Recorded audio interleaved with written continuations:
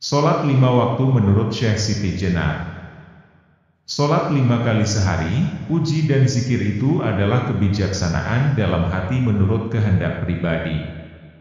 Benar atau salah pribadi sendiri yang akan menerima, dengan segala keberanian yang dimiliki. Serat Syekh Siti Jenar Kisah Srawijaya, Pupuh 3 Dandang Gula, 33. Syekh Siti Jenar menuturkan bahwa sebenarnya sholat sehari-hari itu hanyalah bentuk tata krama dan bukan merupakan sholat yang sesungguhnya, yakni sholat sebagai wahana memasrahkan diri secara total kepada Allah dalam kemanunggalan. Oleh karenanya dalam tingkatan aplikatif, pelaksanaannya hanya merupakan kehendak masing-masing pribadi, demikian pula masalah salah dan benarnya pelaksanaan sholat yang 5 waktu dan ibadah sejenisnya, bukanlah esensi dari agama. Sehingga merupakan hal yang tidak begitu penting untuk menjadi perhatian manusia. Namanya juga sebatas krama, yang tentu saja masing-masing orang memiliki sudut pandang sendiri-sendiri. Pada waktu saya sholat, budi saya mencuri, pada waktu saya zikir, budi saya melepaskan hati, menaruh hati kepada seseorang, kadang-kadang menginginkan keduniaan yang banyak. Lain dengan zat Allah yang bersama diriku. Nah, saya inilah yang maha suci, zat Maulana yang nyata, yang tidak dapat dipikirkan dan tidak dapat dibayangkan. Serat Syekh Siti Jenar Kisah Srawijaya, Pupuh 3 Dandang Gula, 37. Pada kritik yang dikemukakan Syekh Siti Jenar terhadap Islam formal Wali Songo tersebut, namun jelas penolakan Syekh Siti Jenar atas model dan materi dakwah Wali Songo. Dan juga pernyataan mengenai kebohongan syariat yang tanpa spiritualitas dibawa. Menurut Syekh Siti Jenar, umumnya orang yang melaksanakan sholat, sebenarnya akal budinya mencuri, yakni mencuri esensi sholat yaitu keheningan dan kejernihan busi, yang melahirkan akhlak al-karimah. Sifat khusyunya sholat sebenarnya adalah letak aplikasi pesan sholat dalam kehidupan keseharian, sehingga dalam Al-Quran, orang yang melaksanakan sholat namun tetap memiliki sifat ria dan enggan mewujudkan pesan kemanusiaan disebut mengalami celaka dan mendapatkan siksa neraka wail. Sebab ia merupakan makna dan tujuan sholat. Quran Surat Al-Maun 107, 4-7. Sedang dalam Quran Surat Al-Mu'minun 23, 1-11 disebutkan bahwa orang yang mendapatkan keuntungan adalah orang yang syaratnya khusyuk. Dan sholat yang khusyuk itu adalah sholat yang disertai oleh akhlak sebagai berikut. 1. Menghindarkan diri dari hal-hal yang sia-sia dan tidak berguna, juga tidak menyia-siakan waktu serta tempat dan setiap kesempatan. 2. Menunaikan zakat dan sejenisnya. 3. Menjaga kehormatan diri dari tindakan nista. 4. Menepati janji dan amanat serta sumpah. 5. Menjaga makna dan esensi sholat dalam kehidupannya. Mereka itulah yang disebutkan akan mewarisi tempat tinggal abadi, kemanunggalan. Namun dalam aplikasi keseharian, apa yang terjadi? Orang muslim yang melaksanakan sholat dipaksa untuk berdiam, konsentrasi ketika melaksanakan sholat.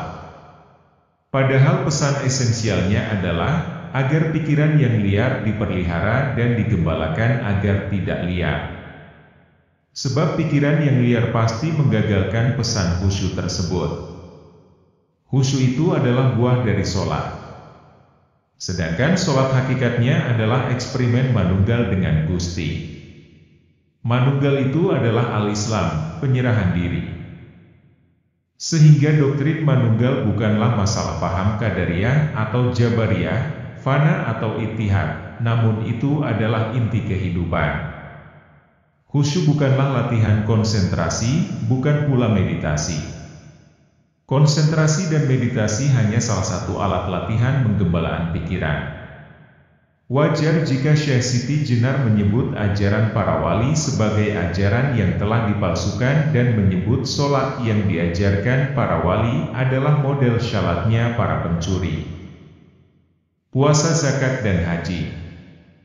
Syahadat, sholat dan puasa itu sesuatu yang tidak diinginkan, jadi tidak perlu. Adapun zakat dan naik haji ke Mekah, itu semua omong kosong, palson kabeh. Itu seluruhnya kedurjanaan budi, penipuan terhadap sesama manusia.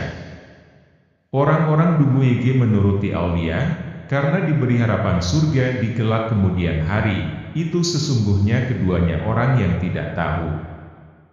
Lain halnya dengan saya, Siti Jenar.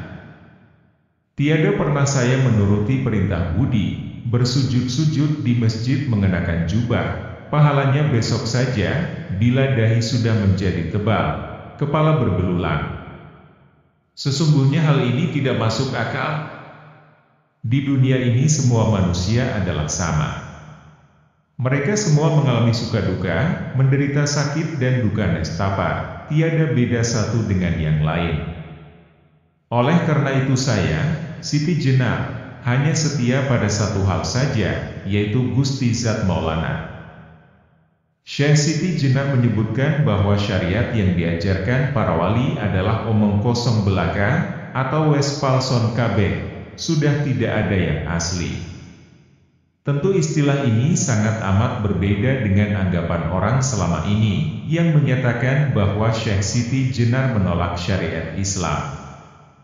Yang ditolak adalah reduksi atas syariat tersebut. Syekh Siti Jenar menggunakan istilah ikues palson kabeh, YG artinya itu sudah dipalsukan atau dibuat palsu semua. Tentu ini berbeda pengertiannya dengan kata iku palsu kabeh atau itu palsu semua, jadi yang dikehendaki Syekh Siti Jenar adalah penekanan bahwa syariat Islam pada masa Wali Sanga telah mengalami perubahan dan pergeseran makna dalam pengertian syariat itu. Semuanya hanya menjadi formalitas belaka. Sehingga manfaat melaksanakan syariat menjadi hilang. Bahkan menjadi mudarat karena pertentangan yang muncul dari aplikasi formal syariat tersebut. Bagi Syekh Siti Jenar, syariat bukan hanya pengakuan dan pelaksanaan, namun berupa penyaksian atau kesaksian. Ini berarti dalam pelaksanaan syariat harus ada unsur pengalaman spiritual. Nah, bila suatu ibadah telah menjadi palsu, tidak dapat dipegangi dan hanya untuk membohongi orang lain, maka semuanya merupakan keburukan di bumi. Apalagi sudah tidak menjadi sarana bagi kesejahteraan hidup manusia. Ditambah lagi, justru syariat hanya menjadi alat legitimasi kekuasaan, seperti sekarang ini juga. Yang mengajarkan syariat juga tidak lagi memahami makna dan manfaat syariat itu, dan tidak memiliki kemampuan mengajarkan aplikasi syariat yang hidup dan berdaya guna. Sehingga syariat menjadi hampa makna dan menambah gersangnya kehidupan rohani manusia. Nah, yang dikritik Syekh Siti Jenar adalah sholat yang sudah kehilangan makna dan tujuannya itu. Sholat haruslah merupakan praktek nyata bagi kehidupan, yakni sholat sebagai bentuk ibadah YG sesuai dengan bentuk profesi kehidupannya. Orang yang melakukan profesinya secara benar, karena Allah, maka hakikatnya ia telah melaksanakan sholat sejati, sholat yang sebenarnya. Orientasi kepada yang maha benar dan selalu berupaya mewujudkan manunggaling kawula Gusti, termasuk dalam karya, karsa, cipta, itulah sholat yang sesungguhnya. Itulah pula yang menjadi rangkaian antara iman, Islam, dan ihsan. Lalu bagaimana posisi sholat 5 waktu? Sholat 5 waktu dalam hal ini menjadi tata krama syariat atau sholat nominal. Itulah yang dianggap Syekh Siti Jenar Hyang Widi. Ia berbuat baik dan menyembah atas kehendaknya. Tekad lahiriahnya dihapus. Tingkah lakunya mirip dengan pendapat yang ia lahirkan. Ia berketetapan hati untuk berkiblat dan setia, teguh dalam pendiriannya, kukuh menyucikan diri dari segala yang kotor, untuk sampai menemui ajalnya tidak menyembah kepada budi dan cipta. Syekh Siti Jenar berpendapat dan menganggap dirinya bersifat Muhammad, yaitu sifat Rasul YG sejati, sifat Muhammad yang kudus. Gusti Zat Maulana, Dialah yang luhur dan sangat sakti, yang berkuasa maha besar, lagi pula memiliki 20 sifat, kuasa atas kehendaknya. Dialah yang maha kuasa, pangkal mula segala ilmu, maha mulia, maha indah, maha sempurna, maha kuasa, rupa warnanya tanpa cacat seperti hambanya. Di dalam raga manusia ia tiada nampak. Ia sangat sakti menguasai segala yang terjadi dan menjelajahi seluruh alam semesta, nidra loka. Dua kutipan di atas adalah aplikasi dari teologi ihsan menurut Syekh Siti Jenar, bahwa sifatullah merupakan sifatun nafs.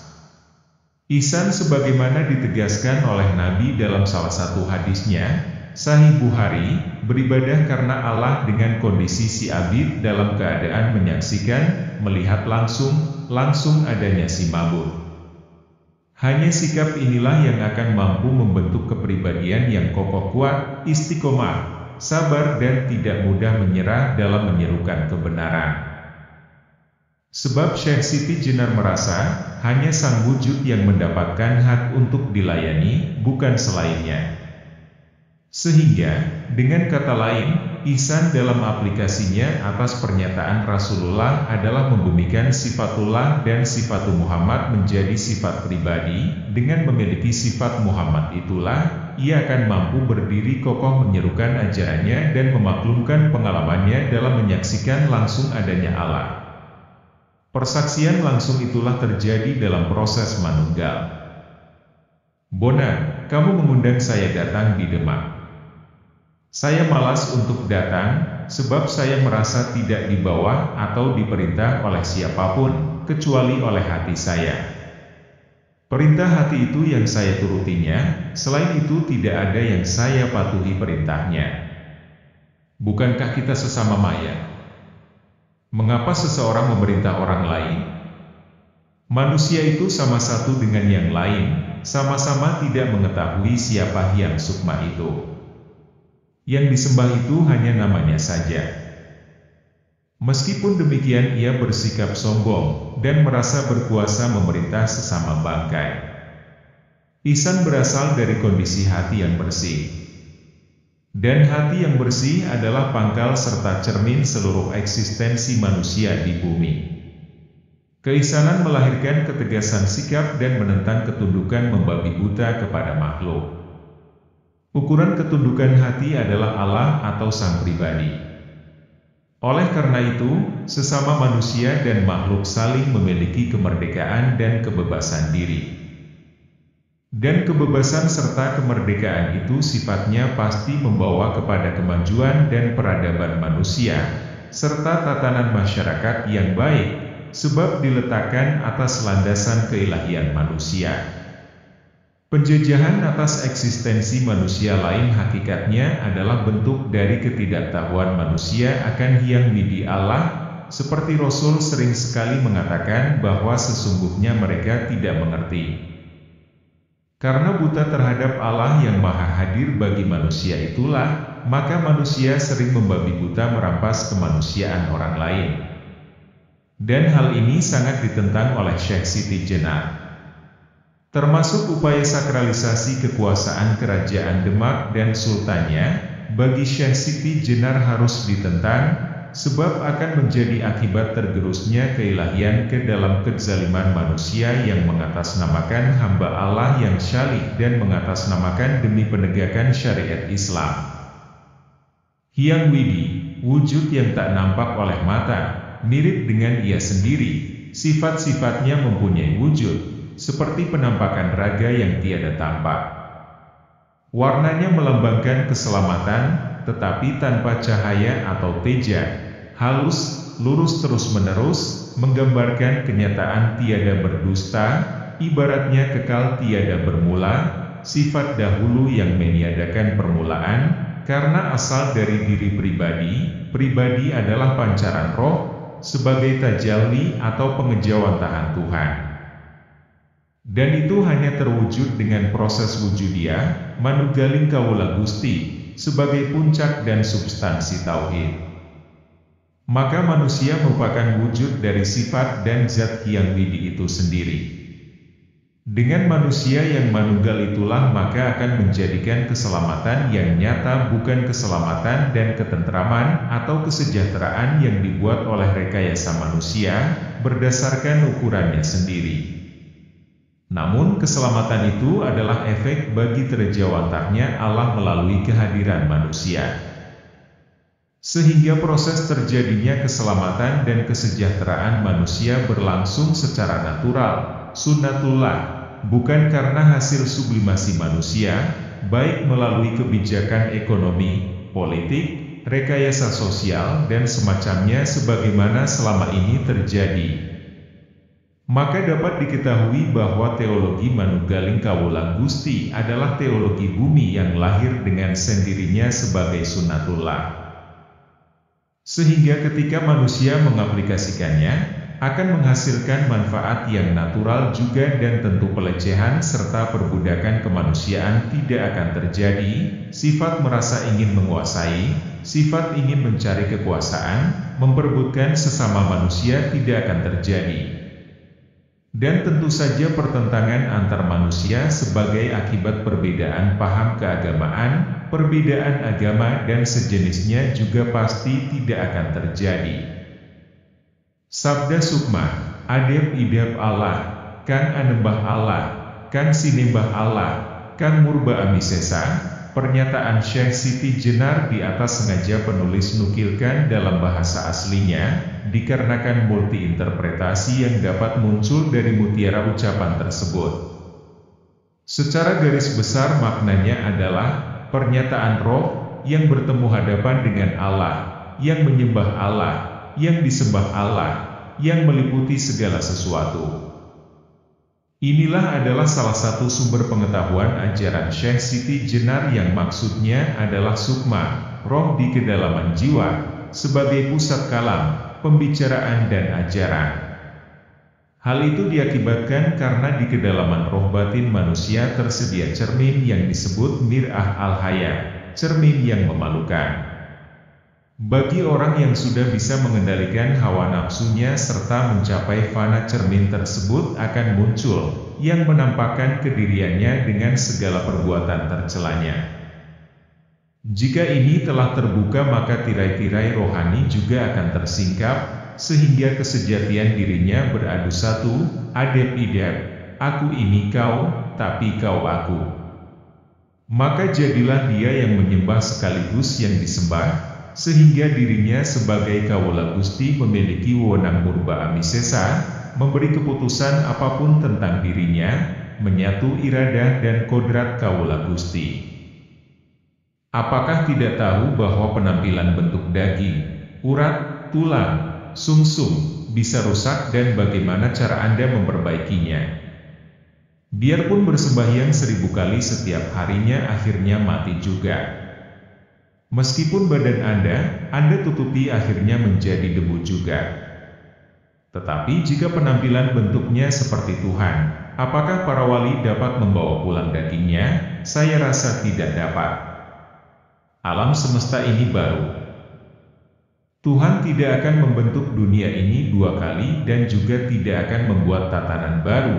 Dalilnya layak takiru hilamuhdil yang artinya tidak membuat sesuatu wujud lagi tentang terjadinya alam semesta sesudah dia membuat dunia. Dari pernyataan Syekh Siti Jenar tersebut, nampak bahwa Syekh Siti Jenar memandang alam semesta sebagai makrokosmos sama dengan mikrokosmos, manusia. Sekurangnya kedua hal itu merupakan barang baru ciptaan Tuhan yang sama-sama akan mengalami kerusakan, tidak kekal dan tidak abadi.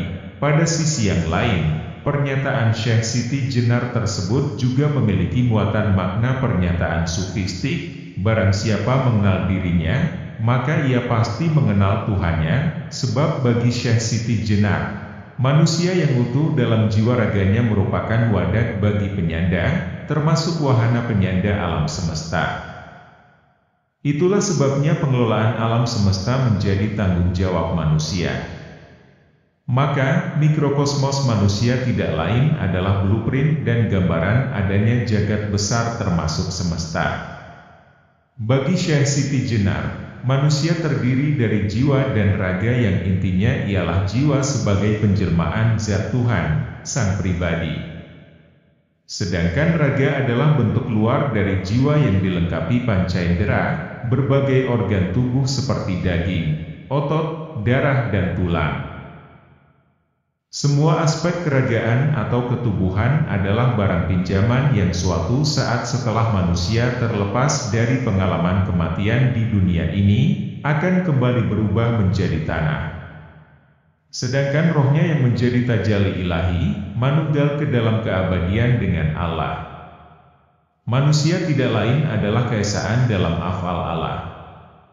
Tentu keesaan bukan sekedar af'al, sebab af'al digerakkan oleh zat. Sehingga af'al yang menyatu menunjukkan adanya keesaan zat, kemana af'al itu dipancarkan. Segala sesuatu yang terjadi di alam semesta ini pada hakikatnya adalah af'al, perbuatan, Allah. Berbagai hal yang dinilai baik maupun buruk pada hakikatnya adalah dari Allah juga. Jadi keliru dan sesat pandangan yang mengatakan bahwa yang baik dari Allah dan yang buruk selain Allah, af'al Allah harus dipahami dari dalam dan luar diri.